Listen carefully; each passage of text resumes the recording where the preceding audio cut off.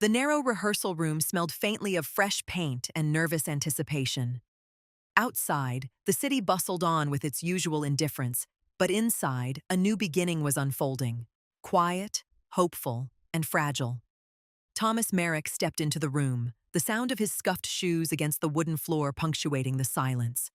At 48, he carried years of disappointment and stubborn hope in equal measure. His brown corduroy blazer hung loosely from his shoulders, and a folder, stuffed with sketches, notes, and half-formed lesson plans, was tucked under his arm. He paused, letting his eyes settle on the three young people who sat waiting, each on a mismatched folding chair arranged in a row. They looked up at him, expectant yet wary. "Good afternoon," Thomas began, clearing his throat. His voice was warm but edged with uncertainty. "My name is Thomas Merrick, and if you're sitting here today, it means you're the very first students of what I hope will become the Merrick School of Performing Arts." He took another step forward, setting his folder down on an old upright piano pushed against the wall. "I won't lie to you," he continued. "I can't afford to bring in professional instructors yet. But I do have a plan. I'm going to teach each of you in a different discipline. You'll learn, practice, and in time, you'll teach the next generation who come through those doors." He let the words hang in the air, willing them to sound more certain than he felt. "My hope," he said, softer now, "is that together, we can build something from nothing." He turned his gaze to the first student, Lena Torres, 20, her dyed red hair clipped back hastily, revealing a thin, serious face. Lena had dreamed of the stage for as long as she could remember, but every audition ended the same way. "Come back when you have more experience." She had no experience and no one willing to give her that first chance. Until now. Next to her sat Jamal Reed, 19, tall and lean, with restless hands that wouldn't stop tapping on his knees. Music pulsed in him like a second heartbeat, but he'd never held a proper instrument, let alone studied with a teacher. Every scholarship application he filled out ended up in a rejection pile. And finally, there was Elise Grant, 22, her posture rigid, with a dancer's discipline she didn't yet possess. She had always wanted to learn dance, to lose herself in movement, but classes were too expensive and no studio was interested in an adult beginner without training. Thomas looked at each of them in turn, sensing their hunger, their doubt, and the fragile hope they barely dared to show.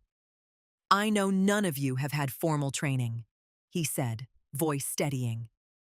"That's exactly why I chose you.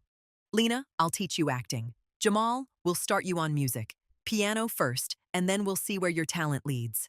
Elise, we'll work on dance, classical and contemporary." He offered them a tired but genuine smile. "If you stay the course, you won't just become performers. You'll become the teachers who shape this place into something real." Outside, the city continued its impatient rush. But inside this small, echoing room, something had begun. Three young artists, an idealistic teacher, and a shared belief that sometimes the only way to get a start is to build the starting line yourself. The year that followed was slow, stubborn work, stitched together by countless early mornings and late nights. Every day, Thomas unlocked the rehearsal room, its scarred floors and peeling paint gradually feeling less like signs of decay and more like proof of resilience. He taught with an intensity that surprised even himself, pouring years of quiet longing into each lesson. Lena, once hesitant and easily flustered, found her voice in the echo of the empty room. Thomas drilled her through monologues and scene work until she learned to live inside the words, rather than merely recite them. By spring, Lena's performances had a raw honesty that startled even her. Thomas caught glimpses of a teacher in her, someone who could pass that honesty to others. Jamal's restless tapping turned purposeful under Thomas's guidance. His fingers stumbled across piano keys at first, tripping over scales and simple melodies. But persistence hardened into skill. By autumn, his playing had gathered both grace and confidence. He began to talk about writing his own pieces, and Thomas quietly imagined Jamal leading a class of eager beginners, teaching them to find music in their own restless hands. Elise, so rigid in her first uncertain steps, learned to let go.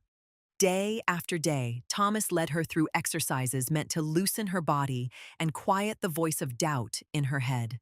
Slowly, she moved with a fluidity that turned effort into expression.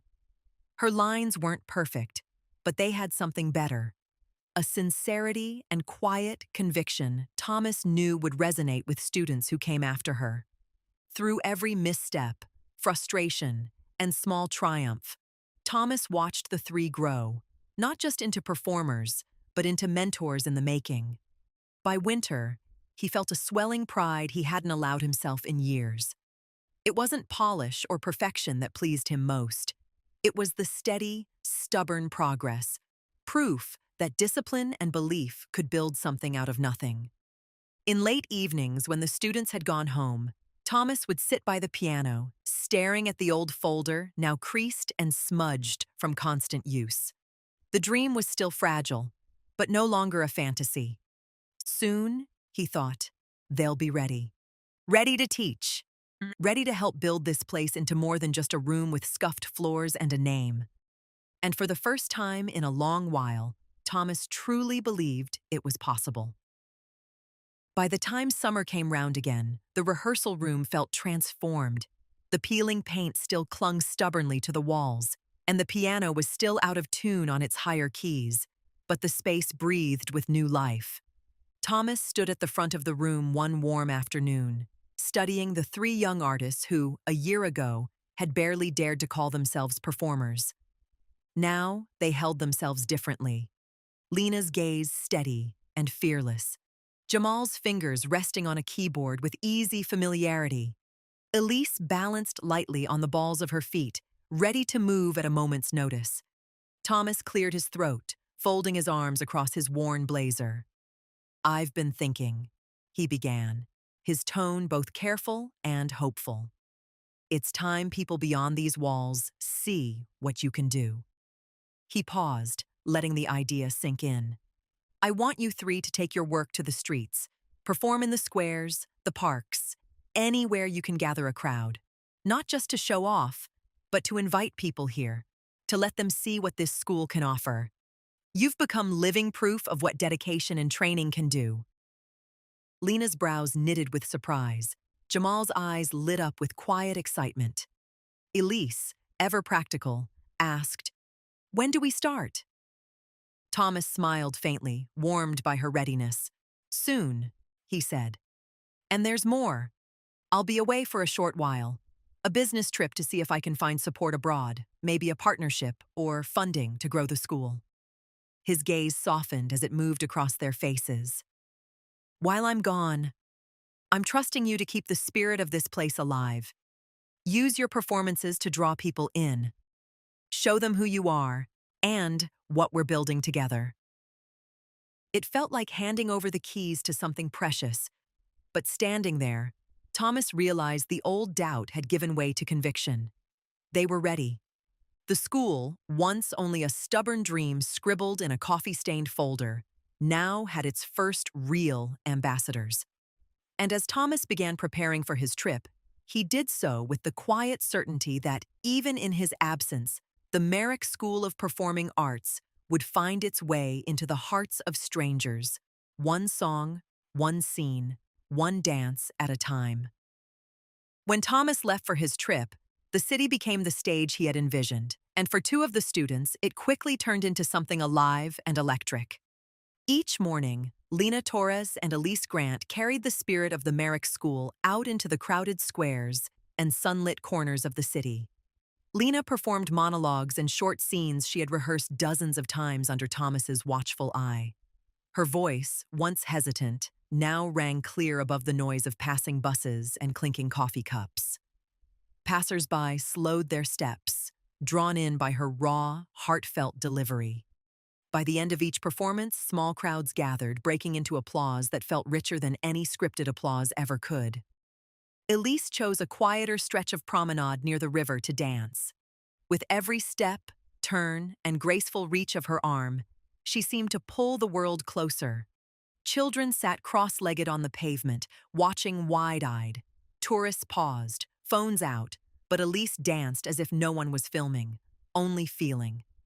Applause met her every time she finished, and sometimes people came forward afterward, curious, moved, asking where they could see more. Both Lena and Elise seized those moments, speaking earnestly about the Merrick School, about how anyone, even complete beginners, could learn and grow there. They handed out handbills they had printed themselves, smudged from the heat of their palms, but offered with genuine conviction. Jamal Reed, meanwhile, stayed behind. Each morning, he made excuses to himself. My playing isn't polished enough. The piano pieces are too simple. Who would bother stopping to listen? He tried telling himself he'd practice a bit more and go out the next day, but the next day always brought the same doubts. In the quiet of the rehearsal room, Jamal told himself it was smarter to wait until he was better. And besides, his social media following was small. Just friends and a handful of strangers who barely clicked like. What's the point? He thought. No one will see it anyway. So Jamal stayed hidden behind the piano Thomas had first taught him on, convincing himself that more training was the answer, not more risk. He rehearsed, but never stepped outside. The courage Thomas had hoped would blossom in him stayed buried beneath self-doubt. And so, while Lena and Elise shared the school's promise with strangers, feeling the thrill of applause and new interest building around them, Jamal rehearsed alone, already shaping the words he would offer Thomas when he returned. "I'm sorry, I just wasn't ready." Yet out on the streets, the Merrick School's name began to take root, carried on Lena's voice and Elise's graceful steps, proof that what Thomas had built was real and, in the right hands, had the power to inspire. Thomas returned home on a humid evening, suitcase in hand and exhaustion tugging at every bone in his body. The trip abroad had been harder than he'd expected, hours of meetings, endless explanations of his vision to people who saw only numbers first. But in the end, something had shifted. He had secured enough investment to expand the Merrick School beyond its single rehearsal room, new classes, new instruments, even a second studio space. As he stepped back into the familiar hallway of the school, the musty scent of paint and floor polish felt strangely comforting. This place, born from stubborn belief and late-night planning, was about to become something bigger than even he had dared to imagine. His chest swelled with anticipation as he thought of the 3 students. He had pictured them often while abroad, Lena delivering her lines to curious strangers, Elise dancing with that quiet conviction he'd helped nurture, and Jamal, sharing music with passers-by, finally stepping into the light. He couldn't wait to hear about it, to see how they'd faced the city, how they'd made the school's name known, how they'd grown not just as performers, but as leaders ready to teach the next wave of students. Thomas had gambled on them, believing their hunger and honesty could draw people in more powerfully than any advertisement.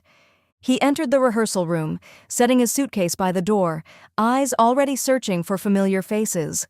The walls looked the same, but he hoped the energy in the air would feel different now, charged with the promise of new beginnings. Tired though he was, excitement pulsed through him, stronger than jet lag, stronger than doubt. He had come back with a future in his pocket. Now he needed to see if his students had kept the spark alive in his absence, and whether together they could turn that spark into something that would truly last. The next morning, Thomas arrived at the school earlier than he had in months. The sun had barely risen, and the quiet streets still smelled faintly of rain. His suitcase now sat by his office door, half unpacked, but his mind was fixed entirely on the day ahead. In one hand, he carried a large McDonald's takeout bag, still warm, the faint aroma of hash browns and breakfast sandwiches rising with each step. It was a small indulgence, but after weeks of polite, measured breakfasts at hotel buffets, it felt wonderfully simple, wonderfully real. More than that, he wanted to share it with them, his first 3 students, the heart of the school's future. He set the bag on the scratched piano lid in the main room, straightened his blazer, and turned just as the students walked in. Lena was first, her red hair damp from an early shower. Elise followed, tying her hair back into a neat bun as she entered, and finally Jamal, shoulders slightly hunched as though bracing for something. "Morning," Thomas greeted them, his voice bright and lighter than it had sounded in months. "I thought we'd start the day properly. Hope you're hungry?" He reached into the bag, handing out breakfast sandwiches, hash browns, and steaming cups of coffee still in their cardboard holders. "Consider this a small thank you," he said, smiling warmly. "I've got some good news to share, but first I want to hear about how everything went while I was away. Tell me everything. I'm all ears." His eyes shone with genuine excitement as he looked from face to face, eager to hear how they had carried the dream forward in his absence. Their stories, he believed, would blend with his own triumph abroad, proof that the Merrick School wasn't just surviving anymore, but growing, living, and ready for something bigger than any of them had dared hope. Once the coffee cups were cradled in tired but eager hands, Thomas leaned back against the piano, crossing his arms with a small, expectant smile. The morning light spilled through the high windows, catching the dust motes dancing lazily in the air. "All right," he began, his voice gentle but businesslike. "I want each of you to walk me through what happened while I was gone. What you tried, how people responded, everything. Let's treat this like our first real progress report." He turned first to Lena. "Go on, Lena. You start." Lena sat forward on her folding chair, a spark of nervous pride in her eyes. "Well," she began, "I found a few good spots by the market and the main square. At first it was awkward, but once I started performing, people really stopped to listen. Some even came back the next day to see me again, and I handed out the flyers. Lots of them." She paused, almost embarrassed by her own success. "A few people asked about classes, when they'd start, what we offered. I told them we were new, but serious. And a couple actually left their phone numbers so we could contact them when classes open." Thomas felt warmth spread through his chest, a quiet, satisfied pride that eased the weariness of travel from his shoulders. "That's wonderful, Lena," he said, "exactly what I'd hoped for. You brought them in not just with words, but with your work." Then he turned to Elise. "And you?" Elise's face brightened, and she nodded quickly. "I danced by the promenade near the river," she explained. "At first, people mostly walked past, but after a while, they started stopping. By the end of the week, I was getting small crowds, children, tourists, even a few older people who told me they used to dance years ago." She smiled, almost shyly, "And I talked to them too, told them about the school, and some seemed really interested. A couple even asked if we'd offer classes for adults, beginners especially." Thomas's delight bubbled up into laughter, quiet but unmistakable. "That's exactly the kind of spark I was hoping to hear about," he said. "You didn't just perform, you made people imagine themselves here. That's how a school truly begins to grow." He looked at both of them with unmistakable pride, young artists who had dared to take the school's fragile hope out into the noisy, indifferent city and found people willing to listen. For a moment, the room felt charged with possibility. Then Thomas turned, more gently now, to the last student. "And you, Jamal?" he asked, his voice still warm but edged with curiosity. "Tell me how things went for you." Jamal shifted on his chair, fingers drumming silently against the paper cup he hadn't yet sipped from. His eyes stayed fixed on the floor as the words caught in his throat, thick and heavy. "Jamal?" Thomas prompted again, more gently this time. "Go on. Tell me how it went." For a moment, the only sound in the room was the quiet hum of the old radiator. Then Jamal swallowed hard and finally lifted his gaze, though his voice came out hushed and uncertain. I didn't go out," he admitted. "I wanted to. Really, I did. But I kept thinking I wasn't ready. My playing still isn't where it should be, and I didn't want to embarrass the school. And online, I don't have enough followers for it to matter. So I thought, maybe it would be better to wait until you got back, so you could train me more." His words trailed off. hope flickering weakly in his eyes as he waited for understanding. For a heartbeat, Thomas stood silent, his expression unreadable. The warmth that had lit his face just moments before drained away, replaced by a cold disappointment that settled heavily in the room. "You didn't even try?" Thomas's voice was soft at first, but laced with disbelief. "After everything we talked about? After watching Lena and Elise take that risk, even when they were scared too?" Jamal's lips parted, searching for an explanation, but Thomas's voice rose, edged with frustration. "I trusted you," he said, the words heavy. "I believed you were ready to step forward, but instead, you chose to do nothing. You weren't asked to be perfect. You were asked to try, and you didn't." Jamal looked down, shame burning in his chest. Thomas's shoulders sagged, but his tone turned sharp, final. "Because of that. You can no longer stay here, Jamal," he said. "I can't keep someone who won't even take the first step when it matters most." Jamal's breath caught, his eyes widening. "And the piano," Thomas added, quieter but no softer. "It wasn't a decoration. It was an investment in you. If you won't use it, I'll have to take it back." The words hung in the room like a closing door. Jamal sat frozen, his excuses dying on his tongue. Across from him, Lena and Elise watched in quiet shock, the morning's hope slipping away under the weight of what had just been lost. And Thomas, his face set hard with disappointment, looked at the student he had once believed in, and silently mourned what could have been. Silence pressed heavily around them, broken only by the faint ticking of the wall clock. Thomas's jaw tightened as he stared at Jamal, the disappointment in his eyes now solidifying into something colder, harder. "Get your things," Thomas said at last, his voice clipped and unyielding, "and leave. Now." Jamal's breath caught in his chest. "Thomas, please, just—" he began, his words shaking. "No!" Thomas cut him off sharply. "I gave you trust, Jamal. I asked you to show the world what we've built here. And you chose not to. I can't have that kind of fear or hesitation here. Not now, when everything is on the line." The words struck like a blow. Jamal's face crumpled as tears welled in his eyes, spilling over despite his effort to hold them back. He rose to his feet unsteadily, his shoulders slumping under the weight of what he'd just lost.